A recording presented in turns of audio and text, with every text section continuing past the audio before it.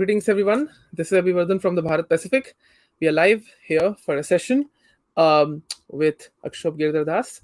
He is one of the people who we have interacted in the past so much in various podcast sessions and even certain GLA sessions. Um, we have discussed with him about India-US relations and certain contours around it. So let me introduce the speaker first. Akshobh is a visiting fellow at the Observer Research Foundation. He is a geek in terms of the understanding of India-US relations and its history as far as this decade is concerned, this century is concerned. So, Akshobh, welcome to the Bharat Pacific. It's a pleasure to have you. Yeah, pleasure is all mine, Abhivardhan, and thank you so much for having me again. It is phenomenal to have this conversation at this very opportune moment. So, as the weather turns better, so I'm so glad to be able to chat with you. Yeah. So let's begin with the conversation. You must have heard of the diplomatic relations being reinstated when it comes to Iran and Saudi Arabia. Yeah, China was definitely involved in that, and it was considered, quote unquote, by certain scholars and certain people as some quintessential update in the West Asian region. So, what do you think about it? And then maybe we can unfold a little bit about history aspects and how the U.S. and India could be looking at it. So yeah. yeah. So very quickly at the outset, so there was a rapprochement, and I penned an article on this last month, and what I kind of called it was, a thaw in the desert, both the pun on thawing in a very hot place, but it was if you just think about it, it was a new Cold War in the same hot place. And why do I say new Cold War is because in the last few years, what's been a seminal phenomenon of 70 years in geopolitical and political history was there were two power blocks in the US and USSR, and elementary, everyone knows what the Cold War is. But fundamentally, it's not just because there was no military conflict that was engaged, it was through a lot of proxies. When the USA and the USSR engaged in it, it was through Viet Cong in Vietnam, North Korea, the Nicaragua Contra rebels, and each one had their own sense of power blocks, from Warsaw Pact to NATO, um, and it was a very bipolar world, as you know, and now we a sense of multipolarity. Now we've known about how the Middle East has been a tinderbox for a very long time, right? Particularly Iran and Saudi Arabia. Just to give a little context to your viewers, and for those who may not be fully familiar, is um, to really understand this is Iran and Saudi Arabia. There are a couple of things to understand with the history, right? There was Iran that was pre Ayatollah times in 1979. That is post 53 under Mohammad Mossadegh. Ever since that, the government was toppled by a coup d'etat from US and UK backed forces to having the Shah Reza Pahlavi, the Shah of Iran, as he's known. Iran and Saudi Arabia had relations. In fact, Iran had relations with Israel, and Iran was seen as a very liberal, not a democracy, but liberal kingdom, and very westernized. The Shah wanted to westernize it. But even then, things were normal in Iran and Saudi Arabia, but because the kingdom was always taken, when I say kingdom, I mean obviously Saudi Arabia, has taken a sense of interpretation of Islam, as we know as Wahhabism Islam, some of the more rigid elements of it, and codified it into not just theological doctrine, but political doctrine and governance doctrine. So everything from way of life to how the House of Saud rules Saudi Arabia has been very much codified on Wahhabism. And Iran under the Shah was still very westernized. So there were things about it, westernization on beaches, which are very heresy in the kingdom. Um, Alcohol, for example. Now, since 79, that's where an inflection point happened. Iran has completely changed. Relations with the United States have not just dwindled, but gotten to a level of acrimony. We've known about the Iran hostage crisis, where students from various Iranian centers attacked the US embassy and took several people captured, which a lot of people said was the reason why Jimmy Carter lost his whole re-election campaign, because of the Iran hostage crisis. A relation with Israel soured, and in Iranian daily life, there were terms codified as Big Satan and Little Satan. Big Satan being the United States, and Little Satan being Israel. What's happened since then is there is fundamentally two dominant sects of Islam, as we know, Shia and Sunni. Sunni, of course, being Saudi Arabia, and very central to it. And of course, it's a little more than just Catholic Protestants, difference between church and state, and what happened in Ireland between the Republic and Northern Ireland. We've seen this across the world with sectarian clashes. Even in Sunni-dominated countries like Pakistan, you've seen Shia groups being targeted very frequently. Now, you've got two very powerful Islamic countries, that's Saudi Arabia and Iran, separated by a narrow strip called the Persian Gulf. Well, Arabian Gulf, if you're in Saudi Arabia, that don't see eye to eye. And around this time, a lot of things start happening. The Ayatollah Khomeini wants to now try and wrest away this notion of Islam centrality, that is Mecca, Medina in Saudi Arabia, and move it away and trying to vie for it. One of the things that happens that people don't talk about enough, the British Indian author who recently had a stabbing, Salman Rushdie, don't forget the fatwa issued on him was not by Pakistan, not by Saudi Arabia, it was actually by the Ayatollahs of Iran. Now, that happened because to try and part of the thing that historical scholars in Iran, people watch Iran, have said was to try and catapult their predominance in the Islamic world. Like, and as a result of which, Iran became central about this. And what happened since then is there's been a sense of both pugnaciousness between Riyadh and Tehran. And I want to jump to 2016. This sort of hit a crescendo when Saudi Arabia assassinated a prominent Shia cleric. And since then, relations between Iran and Saudi Arabia hit another. That's where diplomatic relations ended, where, again, Tehran is no stranger to attacking embassies. So the embassy in Tehran, the Saudi embassy in Tehran got attacked. Saudi Arabia has, called back its envoys since 2016, and relations hit a tinderbox. I'm happy to go into your next question of where this Cold War spread in the region, but that's just want to set the scene. And now coming back, there's been a rapprochement, and as you mentioned, Beijing has played central diplomatic envoy in this process as well. Aditya, would you like to have some follow-ups? Feel free to. Yes. First I will start with the US, right? Like, if you see at the moment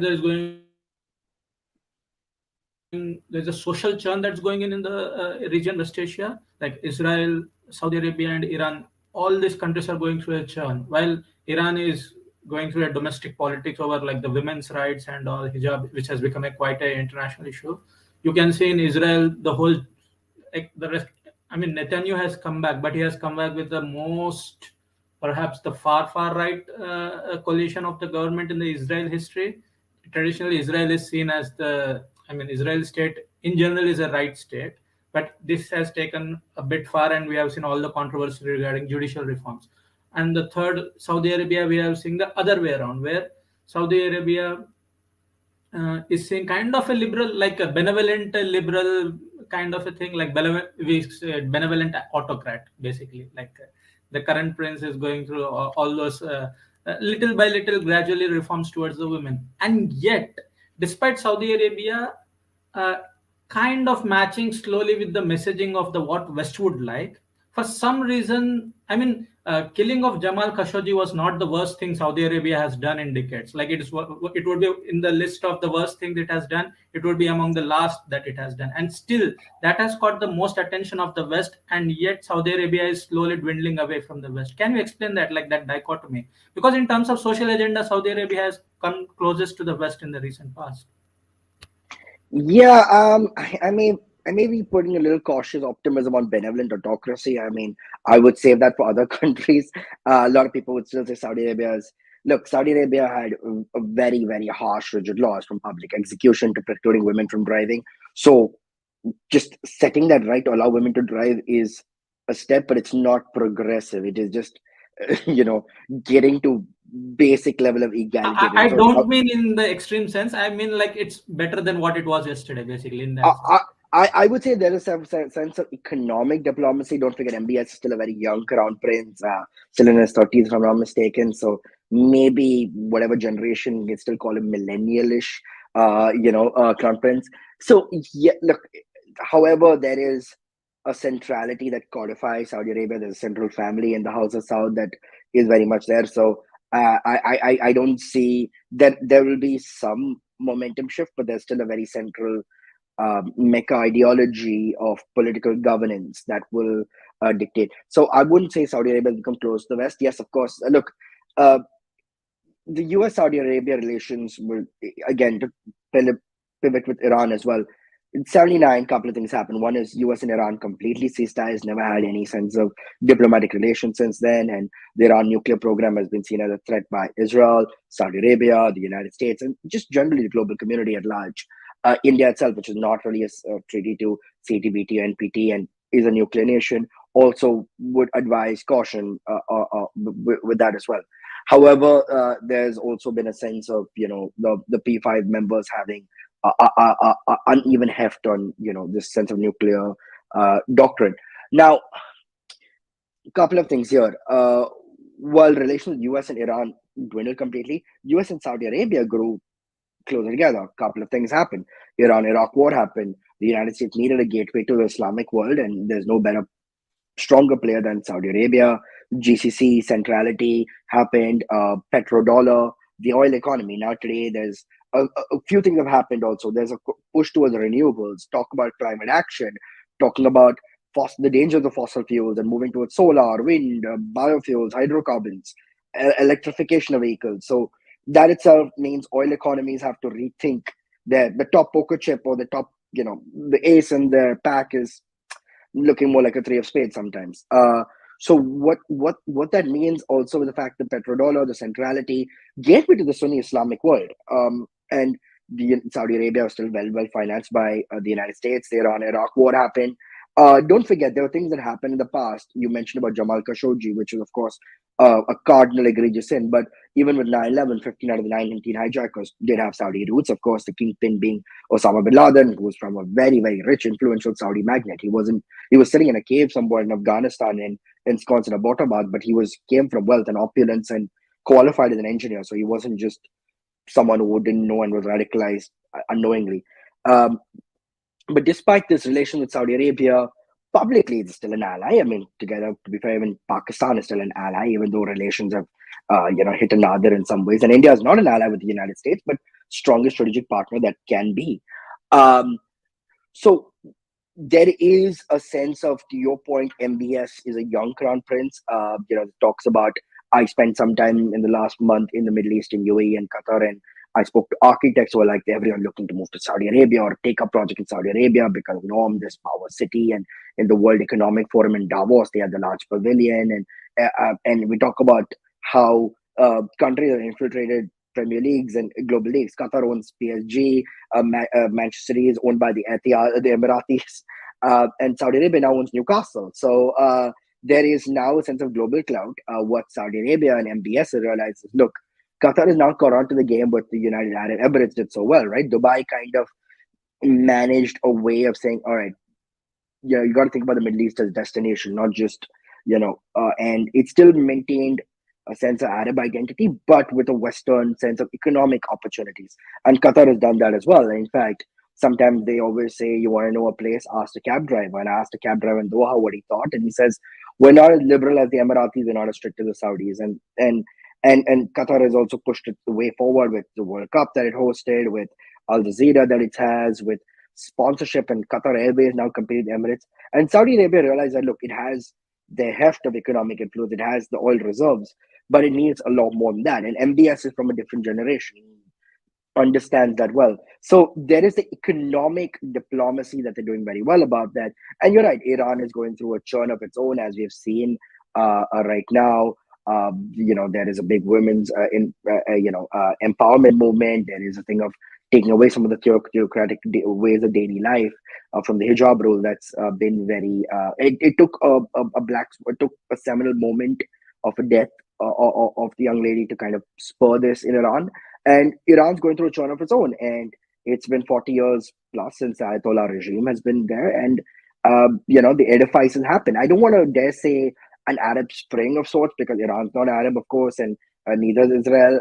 But we've seen what happens in Middle East, where the regime got toppled, and right from Mubarak regime in Egypt, or Gaddafi in Libya, and Tunisia, and all these countries going through unrest and movements of their own. So that is always par for the course when a populace feels subjugated. So at this point right now, there are shifting sands in Iran and Israel, but Saudi Arabia right now is looking at more of economic diplomacy. And I mean, it's cliche to say, but in Washington there's a phrase which says money talks, and money changes hands. And candidly, I'll come to this, why China is more welcomed as a diplomatic partner in the Middle East than the Western powers have. But Saudi Arabia, like, hey, we want ports, railroad infrastructure. They come and invest. Why would a good architecture firm, why would a good renewable energy company, why would a good city planners, why would any other say no? I mean, look, it's there's a global economic cloud that precludes political ideologies, which is sort of a very Western way of thinking in the past, right? So, and that's, I think, Saudi Arabia is pushing on those various fronts. So I would say it'll be far from even a Shah Iran westernization, if you will, but it'll take its while. Yeah, that's really interesting. So, when we look at the post Cold War situation when it comes to Beijing's rise, uh, it could not have been anticipated that what, okay, maybe China could have some role in ensuring some sort of a rapprochement, because again, BRICS was not there. China was still growing as a power. The economic cloud hadn't come at that time in the early 1990s, if I'm right. And we saw a case that, obviously, while Saudi Arabia is positing its own modernization, as we discussed in economic diplomacy and multiple things, uh, Beijing created its own space, leveraging a lot of things which, in the Cold War era, the West used to do from an economic point of view. I mean, the World Cups and all those things obviously are a unique example to ponder upon. So, uh, how do you think Beijing's position has transformed? Maybe then we can more focus on certain countries, and then we can open it up. Yeah. The funny thing is, I lived in Singapore for many years, and when Deng Xiaoping came to visit Lee Kuan Yew in 1978, he looked at what's government housing in Singapore, what's called HDBs, Housing Development Board, or HDBs, and he said, "Look, I want something like this," and that's modern, but that was Singapore in the 70s, far less modern than what it is now. And Lee Kuan Yew, according to historical notes, mentioned to Deng Xiaoping that, hey, we are the descendants of tea settlers from Fujian. A lot of the Singapore ethnic Chinese population came from the southern parts, Fujian and Teochew, and they speak dialect like Hokkien. And he said, you are the descendants of Confucius. That you are the main Chinese. So if we can do it, you can do it. Now, there's a lot of in the progressive circle that's a little heresy to say, based on who was descendant of who, but that was one of the things that spurred on, and people forget that when Kissinger and Nixon were opening up to China, it's not just Yahya Khan of Pakistan. Henry Kissinger, as much as I'm not a fan of Henry Kissinger, spoke a lot to Lee Kuan Yew, and Lee Kuan Yew understood China and the West better, and Singapore was seen as a bulwark where it understood China historically better than anyone else. But it had a very Western style economic capitalism, and it was just a phenomenal understanding of if you read about Kissinger on China, he'll mention about how Singapore played a very seminal part. Lee Kuan Yew played a seminal part.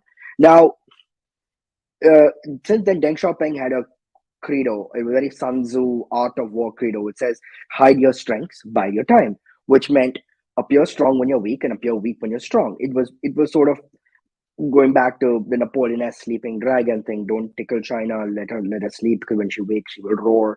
Uh, what Xi Jinping has done since he came to power in 2012, a little over a decade ago, is the iron hand, no velvet gloves, and it's a sense of assertiveness. India and China are going through something similar, but in different ways. I mean, India had 190 years of colonial rule, and which is why there's a sense of sensitivity every time the West says something about India and democratic reforms, because it is a country that had a sense of Sare Jahan Se Acha, but India didn't really know what that meant, because in the 1990s there was no economic pride, there was no military pride. It was a civilizational pride, but there was no grandstanding on the world stage. And China too had centuries of humiliation. It wasn't colonized like India by the British, but it had Japanese in World War II. It had a sense of Western colonization, Western imperial, dogma on it. What China is doing right now is, reclaiming that civilization pride, but doing it its own way, doing it in a very sense of a bull in the China shop, no pun intended. Like, in the South China Sea, we saw rapid militarization. We've seen things like the Belt and Road Initiative, which is so nebulous, which I'll tie into with Iran and Saudi Arabia, following the Silk Road route way, because China never colonized the country the same way, and it just feels that century of humiliation. And China, like India, feels our time has come. It's just two very different paths. That India wants its own economic and political and respect on the world stage. China wants to assert itself and claim it to the point of against the United States. Now, tying this in, right? So since early 2000s, since in the 19 or earlier on, if you look at the Bretton Woods system, it codified where the United States stood in the world. Post World War II, with U.S.-led, Washington-led institutes like IMF and the World Bank, and dictating right now itself. As we're getting a new World Bank president. Washington picks the World Bank president. Europe picks the IMF president, right, or based on a handshake deal. China's spoken about that was unfair because back in the 40s and 50s, the world global economic heft was different, right? Today, it's China is a G2 power, even though it's not on the G7, but it's the second largest economy in the world. It's 5 times India's economic size, and this ties into the American psyche. America's had several adversaries in the past, right? From ever since the Pilgrims came here, and ever since the War of Independence was fought between the British and the US, to the Spanish-American War, to having the Soviets as an adversary, Imperial Japan before that. It's never had an adversary that's come to occupy 60% of its global economic clout, and at some point even threatened to dislodge it by 2030, beating it in things that it pioneered in artificial intelligence, in having clout in places like Latin America, which is so far away from China, so much closer to America, or in places like Africa, where the World Bank and IMF donate. China has now got AAIB because it wants to lead institutions countering that. BRICS, of course, was something that the Goldman Sachs was just an acronym, and it became a nebulous grouping of countries that don't necessarily are geographically inclined, but what it meant was the global South coming together. Of course, there's a little bit of because Brazil has fallen off the wayside, South Africa has fallen off the wayside, China and India are the only ones growing. Russia has had its own flirtation with democracy, and now with the war, but what it meant was a global South. In a lot of ways, India and the BRICS meant precluding it from looking like anti-US. India and the Quad prevented looking anti-China, but of course, 2020 changed that. Now, what China has done well on the diplomatic front is, this is where it's important to understand that China, in Iran, Saudi Arabia context, China is the world's largest importer of energy. India is number 2, number 3. And then if you're looking at EU, India is number 3. If you're looking at a country, India is number 2. And China's got still larger than India publicly, population-wise, 1.6, 1.7 billion. That will, of course, may change in a few years' time if statistic is to be believed. But a large resource in China imports from Iran and Saudi Arabia. So it behooves for China to have peace. It behooves for China, even with the ties with Russia, to avoid conflict, because energy prices escalating is bad news for China as well. However, what China realizes, and what China has done well in the Middle East, it has a strategic partnership with Iran. We know about India's strategic ties with Iran for the Chabahar port, one of the deep sea ports, along with Gwadar in Pakistan, which of course China is accessing through CPEC, which is part of the BRI. What China has done well is it doesn't have the historical baggage that the United States and Western powers do in the Middle East, right? The United Kingdom and France have had colonial atrocities in the Middle East. Just ask Lebanon, just ask Syria. Half the reason we have Israel-Palestine is the Balfour Declaration, splitting up the British Mandate of Palestine. And China says, we don't care about political ideology, because the United States for many years says, if you want, investments, and you need peace and democracy. And that was very hypocritical in many ways, because the United States did prop up dictators like Pinochet and had people in Nicaragua as well, because it was, as the FDR school of thought was, he may be an SOB, but he's our SOB, aligned with our views. So, and of course, look at Pakistan with military dictatorship being propped up because Afghanistan was a central element. But China's like, we don't have any of that historical baggage. We don't even have a political ideology that aligns with the West. We don't care about theocratic ideology, a Shia theocracy, a Sunni theocracy. But you need roads, railways, ports, infrastructure. We'll provide it through BRI, through CPEC, through Pakistan. So even if you look at the way Pakistan military national security speak about China, they're like, everything the United States did was, in their view, selfish for their gains. Afghanistan, and whereas China they see as as they say, higher than the Himalayas, lower than the oceans, sweeter than honey, all weather ally. And in some ways, Iran and Saudi Arabia see that, because fundamentally China is playing rapprochement, which of course was very central to Washington ideology, right? Of like brokering peace around the world, and and we talk about the Oslo Accords in the Middle East, which of course, if you don't mind, I want to interject a bit. Please. I can see where China is coming from. Of course, it's first of its kind initiative from Chinese side to broker such a deal. China, which was a growing power, now has established itself as a power in a true sense. But I'm seeing a motivation from the Iranian and Saudi side. Like I still don't see Iranians giving up nuclear program. I Yeah. still don't see Iranians and Saudis giving up the quest for Muslim world leadership. Uh, I s- I don't know where does Israel fit in. Like there was all this Abraham Accords, I to you to so and so Yeah, forth, like to isolate Iran diplomatically in the region and somehow bring in Israel into the non-Iranian Islamic world in the region. I mean, I don't know what is the end game here. Like, where is this going? Like, if at all Saudi and Iranian diplomacy does become normal. When I say normal, I don't necessarily expect it to be normal in the truest sense, but at least some kind of a working relationship. So, right. what will happen? So, what will happen to all these issues? Because as a from the realist perspective, I don't see anyone giving up on their main intentions, basically. Yeah, so look, let's wind back a few spots here. Will it become normal? Well, no one understands what normal looks like anymore, right? We don't live in a normal. We still in a pandemic era, post-pandemic era world. Russia invasion of Ukraine, so that's all up in the air. So yes, from Israel's perspective, Israel's been wanting to normalize relations with most of the Middle East, right, with most of its Arab neighbors. Now, if you go back, Egypt was the first, under Nasser, I believe. And then afterwards, actually, the second country was actually Iran in the pre-Ayatollah years. Second Muslim country, but not Arab country. Then I think Jordan and Turkey after the war, and then so it had relations with the Middle Eastern country, but not so much the GCC publicly, because a fundamental issue for the GCC countries, which India still has, was a two-state solution, or some actually wanted, just only believed in occupied lands of Palestine. In fact, when I spent time in Qatar, they were like, Qatar will not give that up. Qatar will still have relations with Iran as well. Now, the Abraham Accords was seminal. Now, two things to understand here. The Trump administration did two things in the Middle East, which was a little more.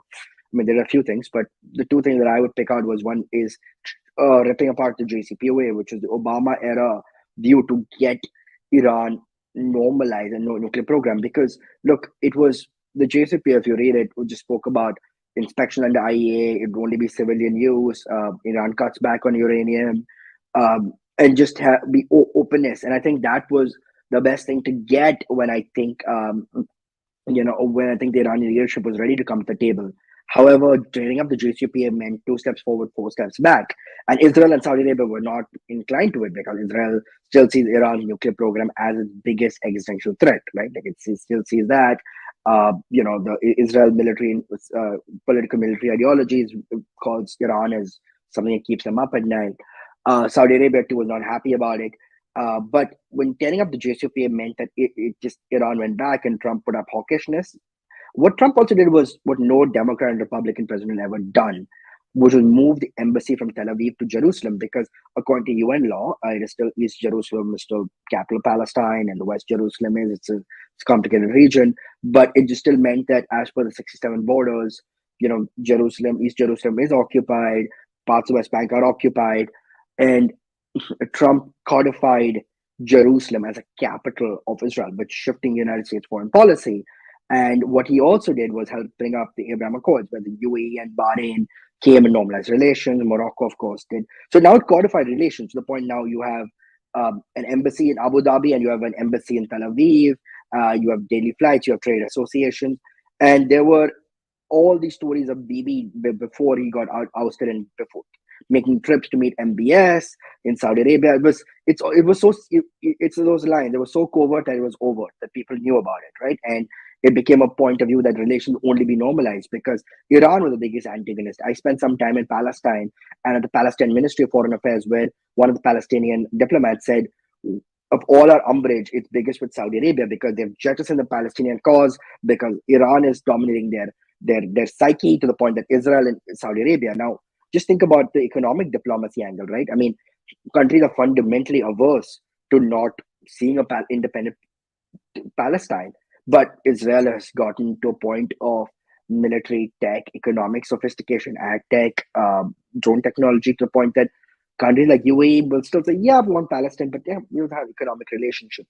So Abraham Accords is very similar, and this completely flipped the scale. So the point that there's no in no room that Israel will be okay with the Iranian leadership as it sees now. And if Saudi Arabia and Iran are growing a sense of rapprochement, that just means that normalization with Saudi is not on the apple cart now. Some things could happen 6 months down the line, but as of now, it won't. And I think from your to answer your question, Iran, of course, wants China to play the negotiator. What fundamentally the United States can't, because there's no relationship with the United States. They have a 25-year strategic agreement with China, which is why India kind of lost out with the Gwadar port as well. China is building ports, roads, rails, infrastructure. China is one of the largest importers of Iranian oil. And don't forget, Iran has massive sanctions on it. So it has sanctions on it. So it needs a lead buyer, and that lead buyer comes from China when Western powers won't do to keep the economy afloat, because Iran's economy has been decimated multiple times over. And don't forget, Iran fought a three-pronged adversarial war: Saudi Arabia, Israel, and the United States. And that's not easy to keep any economy afloat. So it needs China in the room. And Saudi Arabia, for its purposes, recognize the economic heft that China brings in. It doesn't mean it'll walk away from the United States, because for very long, what Riyadh did was have foreign policy tipped over the United States, right? Even Jamal Khashoggi and 9/11 issues, none of that precluded, relations souring. But now this proximity to Beijing is sort of an economic heft that's going to happen. Yeah. Just one thing before I move ahead with the next question. Just Yes. a fun question, because again, it's a theoretical question or a hypothetical question. We talk about middle powers and swing states a lot, right? I mean, there was an article in the Atlantic where there was India also in the reference, but that's a different thing. But just for fun, do you think that the Saudis are trying to act as a middle power, if not a swing state in their sense? Because obviously they're not going to cut off with the United States like that. There is a long relationship in a stable sense. So, what do you think when it comes to the economic side of things? I think Saudi thinks themselves as a very strong power. I don't see themselves as a middle power. And Saudi Arabia has a lot of economic heft in the region. So I don't see themselves thinking themselves a middle power. Maybe globally they are a middle power, but they are, G20 power. They are, they still have the economic heft in the region. They have GCC centrality. They will, what Saudi Arabia fundamentally will not cut off ties with the United States. Again, we don't live in a bipolar world, and that's what India has espoused. That's what Riyadh has espoused. That's what Tehran and Beijing believe. It's not a multipolar world. Do some people feel they're the other parts of bipolar? Maybe China feels that with the United States, but it's not a bipolar world. It's not a unipolar world.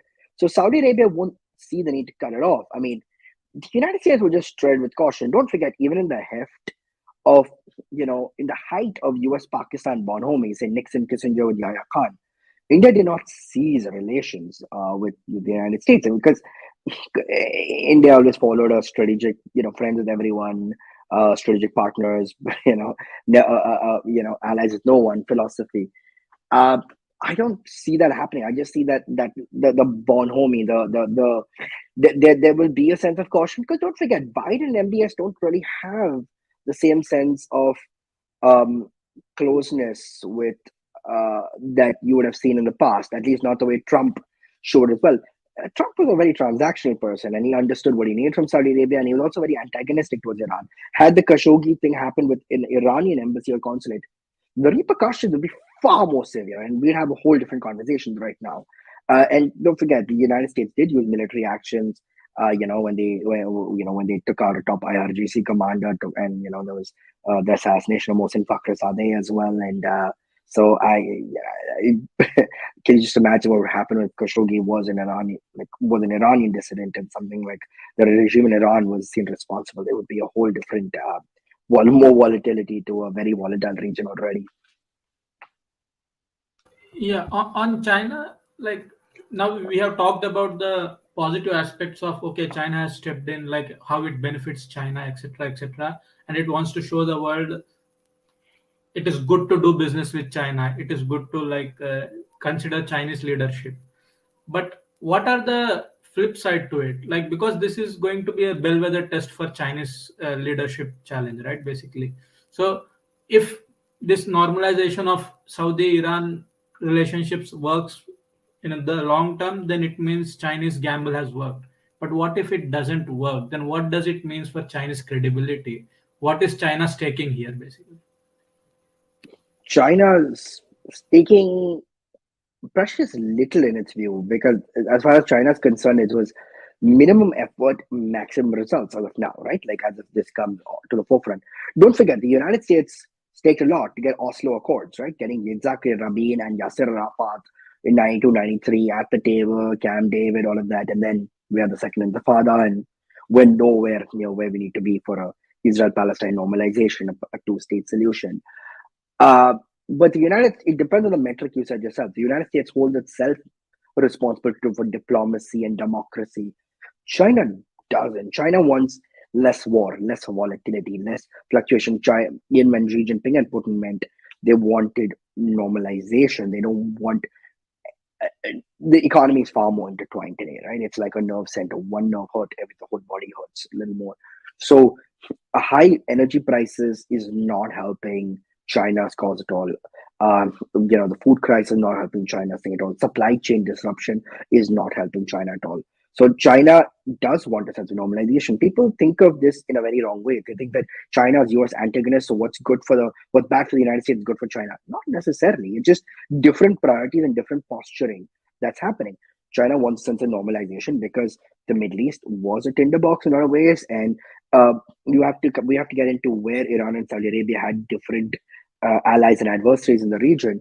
But China wants a sense of normalization, and China needs energy imports from both Saudi Arabia and Iran. It also needs it from Russia as well. So China wants a sense of normalization every other way. China was also playing a big part, don't forget, in Syria. And in Syria was a very, very complicated situation between Assad, the Islamic State, between Saudi-backed rebels. And China too had a part along with Russia in a sense of trying to find normalization about it. Each party wanted a sense of normalization, but each party disagreed. China and Russia did not care as much of Assad regime in Syria as the West did. So that's a sense. China wants a sense of economic normalization, which is what China is. It's economically, like you talk about US and China relations dwindling, but it's only on the political side, right? American companies still very much invest in China. A lot of Fortune 500 companies But still if call this, China a bigger market. but if this doesn't work out, suppose if this doesn't work out, don't you think it sends the message to the rest of the world saying, okay, China is this big economy, big military power, but it doesn't know how to do it doesn't know how to act like a superpower. It can't broker the deals. It's a narrative thing, right? I'm talking from the narrative perspective. But that narrative perspective will be written mostly by Western commentators that you and I will read, because we still read a Western commentator view about it. China does not subscribe to that Western commentator view. China holds its own metric, and the way China sees it is China is not going out and saying. China is trying to use the economic heft of it. We've established why it's important for China, right? In terms of energy normalization, in terms of energy prices, in terms of the fact two of its key stakeholders need to find a rapprochement for it to continue having a sense of economic heft. Like China is like an economist that's okay. This was our policy. Now, like a central bank, let's taper, let's do this, right? It had a one-child policy for many years, right? One-child policy to control the population, which India of course doesn't, right? And we have UID, but we still don't have an accurate number of exactly what is our population, right? No one does. But all of a sudden they're like, oh my God, we're losing economic heft because one-child policy meant the workforce is shrinking, more elderly people, that is more cost on the state. They're like, oh God, we got to recalibrate this, right? So China will recalibrate its policy based on what it sees. I don't think anyone's going to look at it as a China failure. If at all, things sour, and sour they can, because these are very, very tough regimes that don't forget what's happened. They've not gone from acrimony to marriage, right? What they've gone from acrimony to let's put aside acrimony and renormalization, right? It's just normalization. It's not gone into forever friends and this is our greatest partnership ever, and this it's not a Montague Capulet right now, where they've realized the ways of the past and make fun of me. What it is, just normalization. So at this point China wins. If something were to sour, and look, there are black swan events all the time and we can't predict that, right? If that were to sour, well, it depends on what happens. So again, as you said, it's a hypothetical, and what if it sours, another hypothetical, and when that hypothetical does fructify and become normal, it could be an Iran hostility, it could be a Saudi hostility, it could be a third party hostility, say in Israel, which could play spoiler. So I don't think China Yeah, China is very subtle about some ways. It's not subtle in other ways. Not subtle in its posturing and militarization, but it's subtle on this. China is not, using this as a medal, saying, we got this to the table, so this is our economic heft. You know, uh, it's fundamentally, it's not seen that. I mean, even China once, in some ways, sees the India-Pak normalization, but doesn't really, you know, play Really? central figure in this. Yeah. Okay, so I'll come to India now, and then maybe we can discuss a bit about Afghanistan afterwards, if necessary, Yeah, since obviously Gwadar and the North-South corridor is a matter of concern. And so we had the SEO Heads of State Summit. I mean, we think we have been having meetings for the Shanghai Cooperation Organization, yeah, and yeah, and the NSA from our side, Mr. Ajit Doval, obviously went there and gave some interesting points. So I'll just take them up, and that's my question. So my question is this: uh, one thing is that due to the assertion of whatever we call a multipolar world, because again, theoretically speaking, it was a post-Soviet concept, a Eurasian idea. Then now the idea for multipolar world has changed completely. Every country has its own way of saying it. Even the United States does it in a very interesting way, despite rules-based international order. And so, when we look at all of this, um, sometimes there are certain things which China does or Russia does, which due to India's own approach of strategic autonomy and quote unquote non-alignment, because there's no non-alignment in that particular sense anymore, in that Nehruvian sense. hmm, India gets certain benefits. India gets certain leeway. I'm not saying perfect leeway or absolute leeway. I'm not saying that. I'm not claiming it either. yeah, But there's one, because there was this theory also that, and this was, I think we had done the podcast with you only, that when the Ukraine war had started, it was a yeah, theorized article that the Quad can take advantage of Russia relations. And obviously, it's not so simple to say. So yeah. when we look at this approach more, uh, what do you think of India's stakes in terms of how it's actually going to go for them? Obviously, India's technology and economic cooperation in West Asia matters. There's a lot of strategic considerations wherein India does have a lot to do in West Asia than China from those angles. I mean, it starts from a long time ago. 9/11, all of these things are there. Pakistan is there. So, what do you think when it comes to India on that regard? Two things. One is fundamentally, as I said before, until 2020 Galwan, when India-China relations have soured, right? Don't forget, remember the way Vajpayee really believed in peace and diplomacy in Pakistan at all costs. Taking the bus to Lahore, then being rewarded with the Kargil War, inviting a military dictator who was the face of the Kargil War and responsible for bringing two nuclear nations. That time Pakistan had just become nuclear in 98 and 99, you had Kargil War. Invite him to Agra, trying to normalize ties, and then being rewarded with a parliament attack and then Operation Parikrama, where again, and this is all in the post 9/11 world, but Vajpayee still fundamentally believed in peace with Pakistan, like when he went to Minari, Pakistan, the symbol of Pakistan, and trying to assuage, Pakistani community. India does not doubt partition. We've acknowledged you as a country. We're not, so please, just let's try. Modi believed that with China in a lot of ways, right? You had the long before COVID got cinemaized Wuhan, the Wuhan summit was Modi and Xi going to Wuhan. Then you had the Doklam Tri Junction thing flaring up, and even then Modi had a reset. He invited Xi Jinping to Mamlapuram in Tamil Nadu, right? It fundamentally tried. And don't forget, this goes back to when Modi was chief minister of Gujarat. He made multiple trips, and his relation with the current foreign minister was actually codified when the current foreign minister was ambassador in Beijing and Modi was chief minister in Gujarat. 10 years ago, it was minister meeting ambassador. 10 years later, it's prime minister and foreign minister, right? So that relationship was set on that, on normalization with China. And even in Modi's speeches with when he was chief minister, he spoke about India competing with China, because don't forget, it was still India, China in the first half before recession and Lehman Brothers and the crisis, and that's why there were central elements in the BRICS ideology as well. Uh, India, mm, since 2020, that's changed, because before that, leading Indian diplomat in 2018 told me two things. One is, he said, look, India in the Quad means it prevents it from looking anti-China, and India in the BRICS prevents it from looking anti-America. That's sort of where India sees that's where your non-alignment is today. Like this, friends with everyone, allies with no one, strategic partners, not hostile but don't like hostility. And China changed the apple cart in 2020 with since 62 war, since 75, no bullet has been fired across. Even though the line had never been agreed on with India and China. It was never a sense of insurgency the way India faced on its western fronts with Pakistan. Or, there have been historical umbrages, there have been historical baggage with the Dalai Lama in India, but it's never been a point of, even though China is a geostrategic adversary and military adversary in some ways, but it was never that tense, maybe all quite on the eastern front, if we may look at that. Uh, but since Galwan changed that, what India kind of did was increase its stakes in the Quad, right? Even though Quad fundamentally said, look, we're not an Asian NATO, it's about resilient supply chains, vaccine diplomacy, critical emerging technology, rules-based international orders. It's a way of naming China without naming China, right? Free and open Indo-Pacific, four democracies, it's all of that. Now, India is still very much still participating in the BRICS. You saw when Wang Yi was foreign minister, he came down and wanted to, the temperature check in the room was, will Prime Minister Modi be part of the BRICS summit, and he was, albeit virtually. India and SCO has a few priorities. One is, of course, energy-rich nations of Kazakhstan, Uzbekistan, former Soviet Republic, Central Asian nations.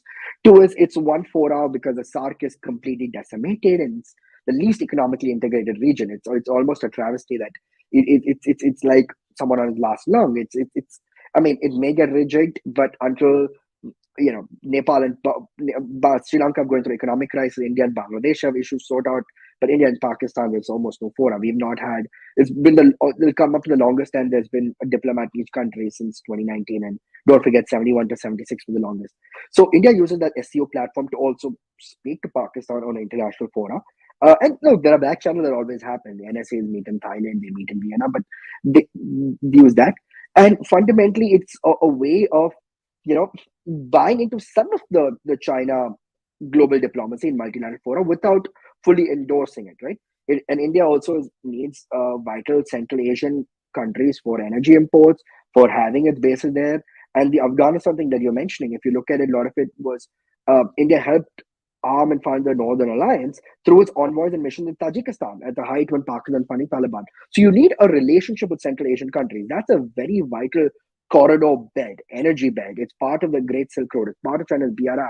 Pakistan's got a stake in it. So it's a way of having conversation with Central Asian countries. And India is not wedded to the idea of if we are seen here, can't be seen there. And if we are here, that means we're not with them. I mean, fundamentally, you've seen how India has held its own on the world stage, abstaining on adversarial actions on Russia, calling out that and maintaining that an abstention is not a vote for Russia. It just simply means that India sets its own foreign policy priorities based on its energy security, again, tying into the SCO priority. So that's sort of where India sees itself right now. And to your earlier question on Saudi Arabia and Iran, India welcomes it because even though China is the lead negotiator on it, but again, India still has imports from Iran. It stopped after 2019, but India still has very much good diplomatic relations with Saudi Arabia and Iran. And again, it behooves it's in India's interest to see some sort of approach more in that region. I think I don't have any more. I mean, it kind of summed up the whole issue for me, at least. Wow, I've done that good a job, or I've confused you that No, no, much? no. I mean, given the time constraints, I don't want to stretch it further. That's also there. So. Okay, perfect. Yeah. So, to conclude, I mean, I think you have already addressed Syria a bit. So I would have gone for specific countries like Israel and Syria. Yeah, But when we look at this situation, and the last country which would now like to discuss is Russia, for the sake of enjoyment or whatsoever we say, because I think that's the country which could not be much into consideration, but still, um, we know for a matter of fact that there are three countries who are trying to change stakes in West Asia. Russia obviously is there. China is very much active on the economic front, and one more is Turkey. So when we look at Russia and Turkey, and when we look at this conundrum, I mean, I'm not getting on the I2U and all of those things. Abraham Accords has its own significance, but to be very specific, um, how do you see Turkey and Russia reacting to this? How do you see, like, does it really have an incentive for them? Because for India, it's a welcoming state. There are certain things, and we have discussed. So, to conclude with Russia, Turkey, what do you think?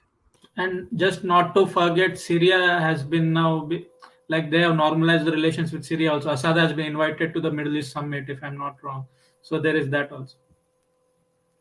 Let me do one part here to explain very overarchingly where the dichotomy Israel and Iran and Saudi Arabia. Sorry, the reason why it was Cold War is because each of them had their proxies, right? Syria to start with, Iran has backed the Assad regime, and Assad's Alawite and closely aligned with the Shia ideology in some ways, and Saudis back the rebels that you're fighting against. In Lebanon, Iran backs the Hezbollah, which is a Shia militancy, which Israel finds a big threat, along with Hamas, called the terror group. The United States too does that, and the Saudis were close to the Hariri family, Rafiq Hariri, Saad Hariri.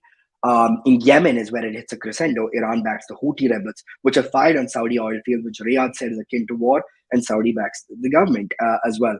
And in the Middle East as well, Saudi backed the Tunisian leader, and Iran was backing protesters because Iran was trying to topple the regime. It wants a change, right?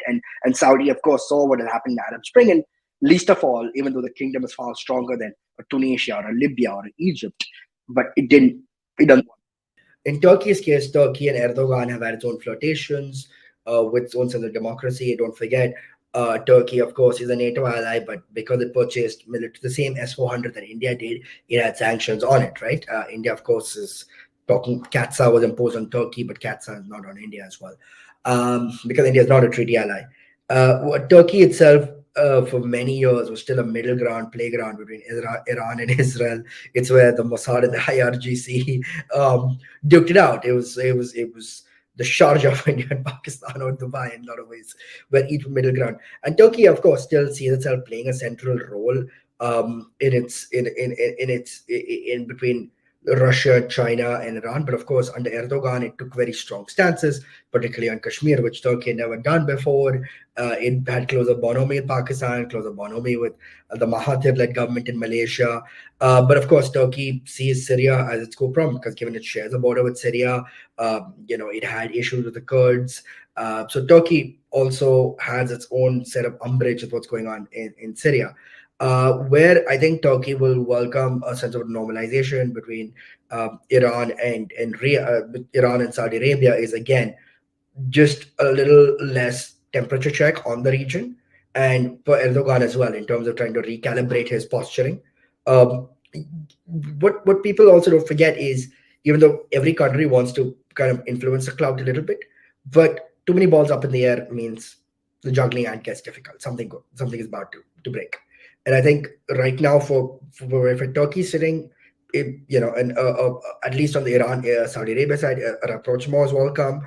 Don't forget Turkey has been in the line of fire for the Armenian genocide, which is not acknowledged, with issues in Syria as well. Turkey being a backdoor entry into Syria. So I think from Turkey's perspective, and also it's got a bit of a wobbly relationship with Washington right now because of the way Erdogan's regime is. So and plus in a lot of ways, in Turkey and Israel have had complicated relationships. Turkey still has a relationship with Iran. So in Turkey's perspective, it's still one where it is looking out for its own interest, and I think in Iran, Saudi Arabia approach more is welcome for Turkey as well. Great. I think it was a delightful session, and I think we discussed as many aspects relating to the rapprochement as it was. I think we really have to look to the coming 6 months, maybe a year, to see how it actually goes beyond the economic heft of China, if really it could materialize something into practicality, as we discussed. So, thank you so much, Akshobh, again for this discussion. It was certainly a pleasure, and we look forward to host you again.